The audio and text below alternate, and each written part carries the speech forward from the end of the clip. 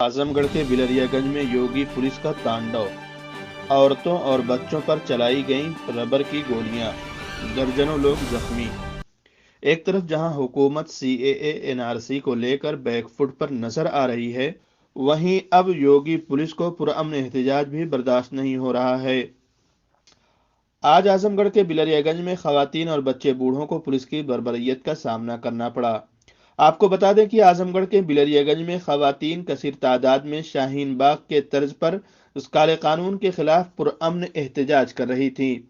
योगी police ने रात के अंधेरे में बच्चे, बूढ़े और औरतों पर गैस के गोले और रबर की गोलियां और लाठी चलाई। आपको बता दें कि एक दिन पहले ही योगी पुलिस का एक वीडियो सोशल मीडिया पर काफी वायरल हुआ था, जिसमें पुलिस नौजवानों को डरा धमका रही है, मगर वो सब बेसुध था। आप वीडियो में सुन सकते हैं कि योगी पुलिस किस तरह एहतजाज में शरीक लोगों को गंदी गंदी गालियां दे रही है।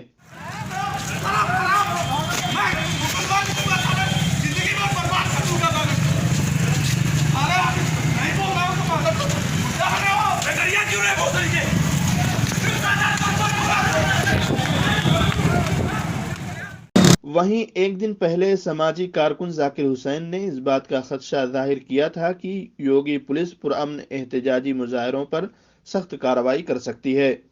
रात तकरीबन 3 बजे जब खवातीन नमाज तहज्जुद अदा कर रही थीं, तभी योगी पुलिस ने खवातीन और बच्चों पर लाठियां और रबर की गोलियां चलाईं, जिससे दर्जनों खवातीन जख्मी बताई जा रही हैं।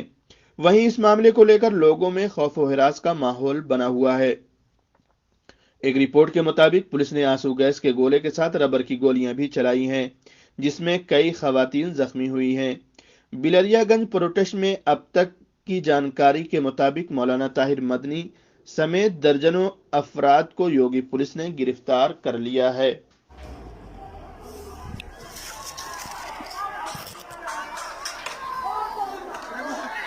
रो रो रो रो रो रो रो देखत देखत देखत सुट वीडियो बना गैस मारे चिंता कसम से हाँ पर कौन मारे ट्रैफिक भाग से कर्फ्यू लगी अल्लाह कसम हम उनकी भागना पड़ेगा डरो मत